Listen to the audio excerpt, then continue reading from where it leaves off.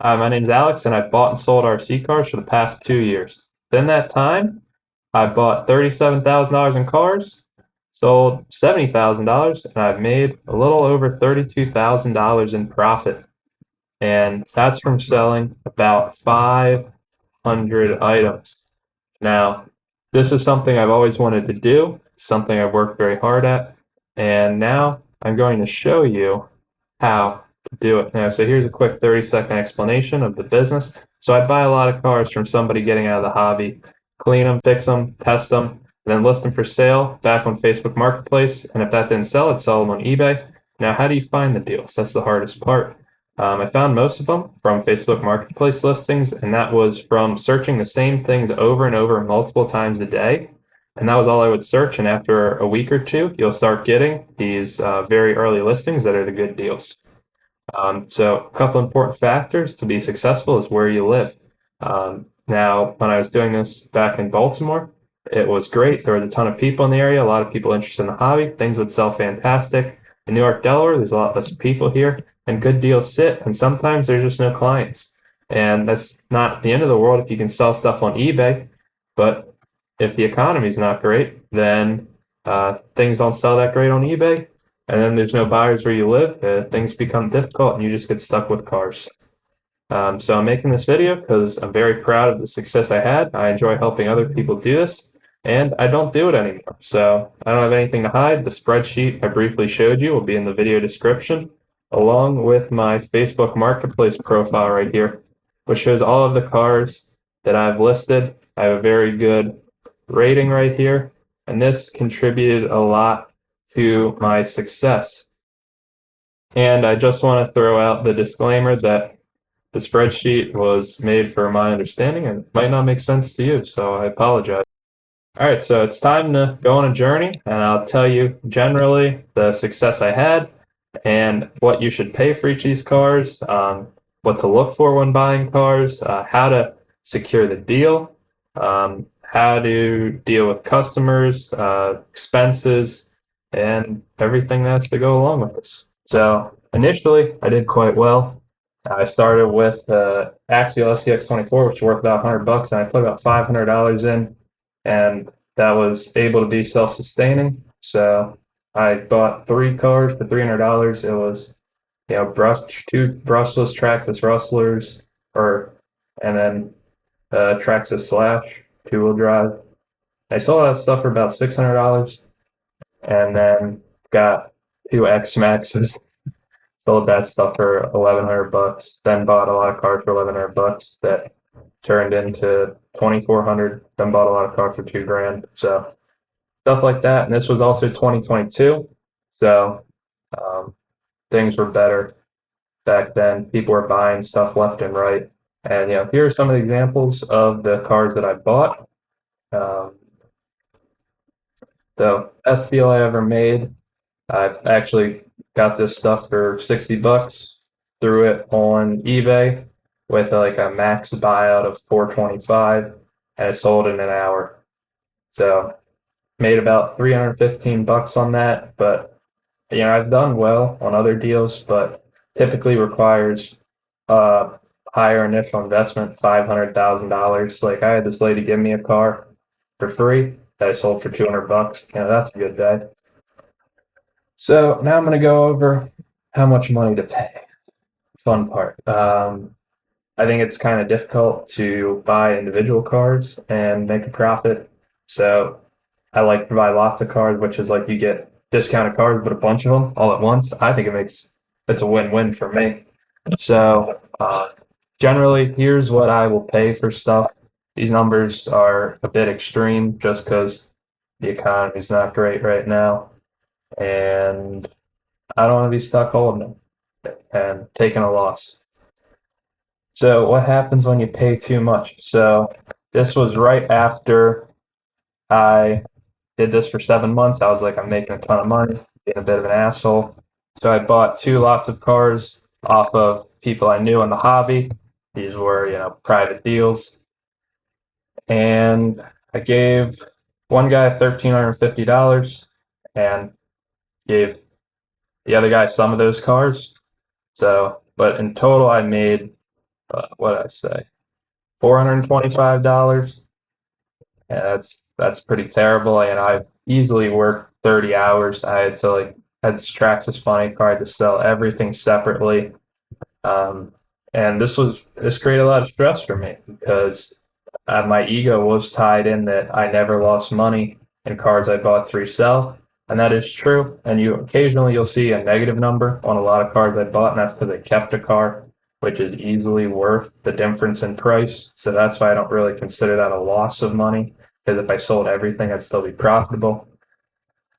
But when you overpay, there's a lot more stress, and when things go wrong, there's not as much wiggle room, and things go wrong all the time. And people say cars are great, cars look great, and then you get them, and then $50, $100 issue happens all the time. So if you don't build that cost into what you pay for it, you're not gonna have a good time. So what to look for? Um, Ideally, you buy cars so cheap you don't gotta plug a battery in them. You don't even care if they work because you'll still buy it even if it doesn't work. So over time, I've started to care about the condition of cars. Before, when I was initially started, I'd buy anything that I could make a dollar on. I didn't care how much time I put into it. But the more you can get a better investment on the time, the more you'll enjoy doing this. So bad cars, they typically take a lot of time, cost money to fix. They can be a headache. Like the turnover on these cars can easily be a month. Like if I buy parts every week or every other week, if I'm like really into doing this, and I go to test it. Oh, needs another part. Oh, it needs another part. And then you're 3 cycles into it. And you also don't want to start fixing these cars right away because you want to fix the cars that need just a tiny bit of work. So that way you can get your money back as fast as possible. So these cars need a lot of work. They sit for a long time for me. And then sometimes they need multiple revisions to be fully working. It takes longer to be sold. They're typically in worse condition, which gets you fewer buyers, less money. You also need cars that are good for the enthusiasts, like something not entry level. And here's an example of that. Like, I mean, Losi Bahara, Yeti XL, Euro 2.0, Summit, Max V2, some boats. I mean, all this stuff was ready to go. Most of it sold in a week. This was by far the best lot of cars I've ever bought from just like I did no work. I made like a grand. This lot of cars was a little bit of a nightmare. It's a lot of weird cars. They didn't sell well on eBay. A lot of nitro stuff. That's a pain to get running. Very few buyers. I mean, but I don't think I ever got more than like $250 for any nitro car. So now how do you buy these deals on Facebook Marketplace? Just trying to break everything down real quick. You just want to make it as easy as possible. And if you know it's a good price, say you'll pay full price. Everybody tries to get an even better deal, and then you get the because they get too greedy. So you just want the person to not have to think. Just, oh, when do you want to meet? Oh, I'll just meet you right here. Just be as easy to deal with as possible. It's pretty surprising. So this was an insane deal I got, an absolutely insane deal. But the day before this, I bought a Traxxas X-Max roller, and I was trying to figure out what I could sell it for. So I was searching Facebook Marketplace over and over for comparable results to be like, is this worth $400, $500? Like I paid $300 for the car. So then the next morning, this fit perfectly. So that's why I said you guys search things over and over again. But again, super lucky. But some guy was already going to look at it, and this was listed 30 minutes ago. So I asked him, I'm like, hey, do you have anything else for sale? Because this guy's giving out deals. And he's like, yeah, I have these other cars that you can see in this photo. So I show up and I was like, well, I'm here. So let me buy everything. You listed it to sell it. And so I did. I got everything for $300. So one other tip is when things are listed at a very good price and the seller's not responding to you, send them a message along the lines of, hey, is somebody else interested in this? Hey, is somebody else already going to get this? And every single time I've done this, the seller has responded.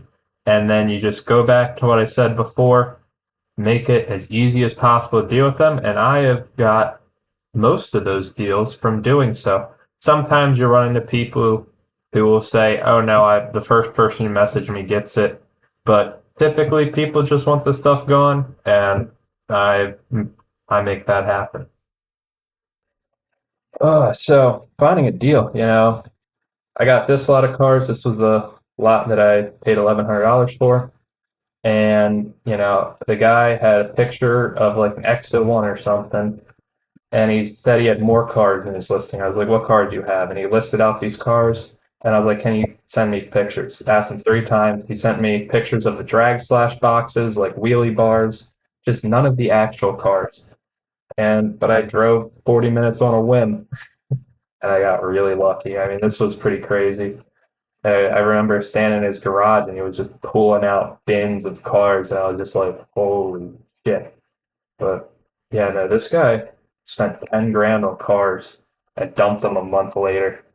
Uh, I actually paid him to do a burnout in front of my house. Hold on, I'll show you that video. It's sick.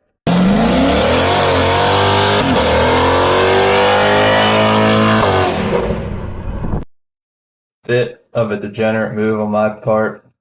Felt a little bad, but this was sick. Paid him $5 for that. So, anyways, back to the video. And here is the example from the last lot of cars I bought. Just if you want, I hate when people do these videos and they don't give you specifics. So that's it. That's what I texted the guy. Get the last lot of cars. Now cleaning the cars is pretty easy. I just use toothbrush, Dawn dish soap. These actually were terrible. I bought 5 grand in cars off these people in Baltimore, and they had roaches in them. That was not fun. And they also bred dogs, and they smelled like dog piss. So all the cars had to be cleaned. All the tires had to be soaked in baking soda. This took about a week, 8 hours a day cleaning. This was not all the cars, by the way. It's most of them. And yeah, clean every bolt. Use like compressed air on the screw heads so they don't rust. But cleaning a card, actually, this was fairly quick, maybe 30, 40 minutes total. If you're doing them in bulk like this. Now, when you buy cars, you want as little turnover time as possible until they get sold. You want to get your money back as quickly as possible because ideally you're going to use that to buy your next lot of cars. And you don't want to have to take more money out of pocket to do so. So, keep common parts in stock, excess armor like wheel nuts. Maybe keep those in stock, but you also don't want to spend too much money on parts that you're never going to use. But definitely keep these in stock. And so it's common to not get remotes or receivers, or they break or malfunction very commonly. So you're just going to be spending hours trying to get remotes and receivers to work. They are terrible. They're absolutely terrible. And you'll get cars with 3 tires. But if you buy enough cars, you'll get like random tires and then they'll match. And that's so cool. I'll just go to my drawer and I'll pull out a tire and I'll complete the set. And I like to have a theme of the cars when I sell them. So, if your car looks barely used, which is ideal. This is what people really like to buy. And they like to buy stock vehicles. They don't like highly modified stuff. They know what it's worth stock. They like it stock, sell stock stuff. It would look weird. New car had bald tires, a beat up remote, or beat up body.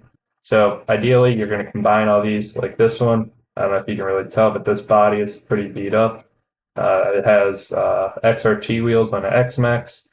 That's because I got to keep the Badlands that initially came on this. And that's the other thing about doing this is you can keep all the upgrade parts. So I have an insane collection of upgraded cars personally because of this. So who's buying these cars? And sometimes it's people like myself who understand that, you can save money by buying things used, and they're typically not that bad if you know how to wrench on them, which is easy in my opinion.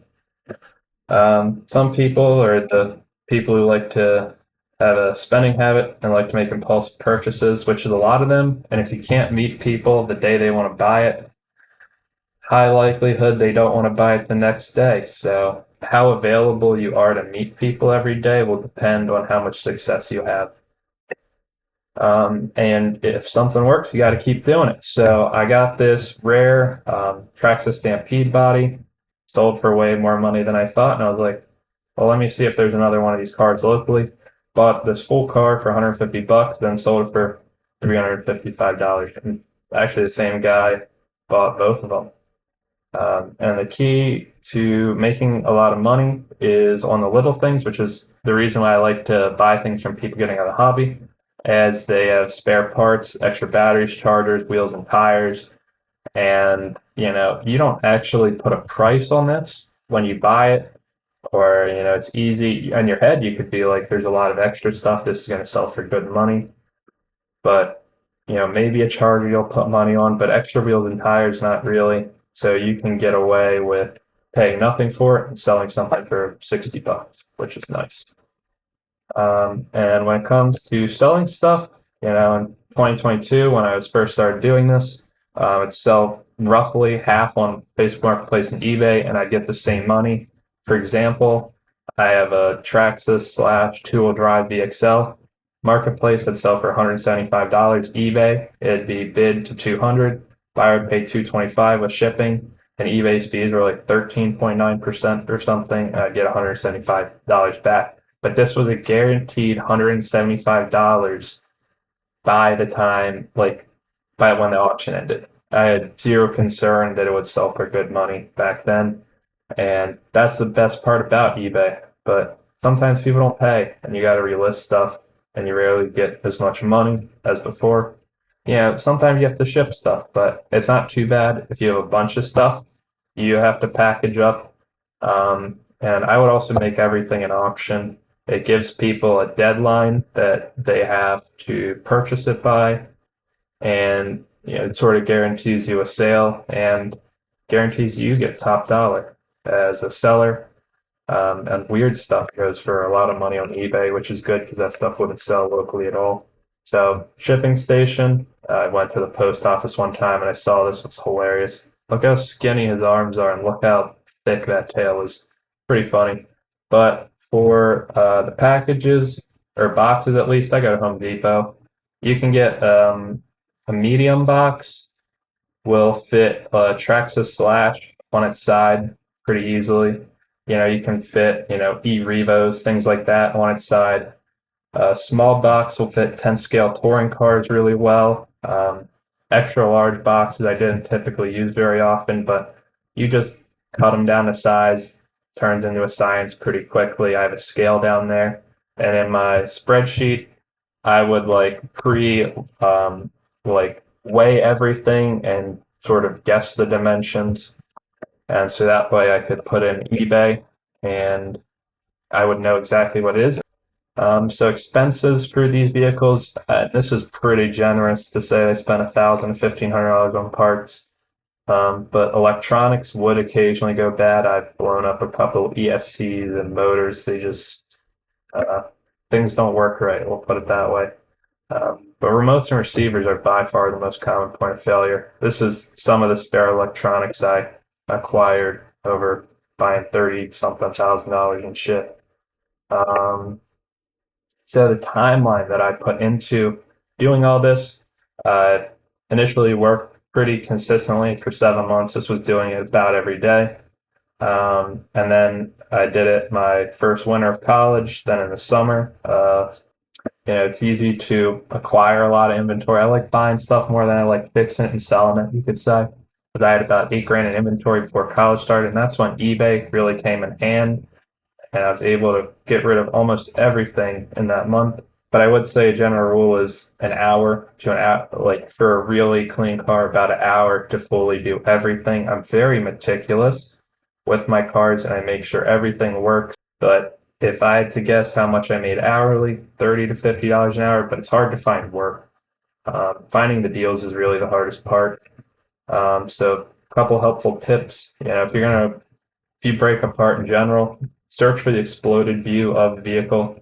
find the part number, search that part number on A Main Hobbies. I was pretty much able to only buy stuff from A Main Hobbies. I thought they were easy to deal with. I'm not paid by them. I wish.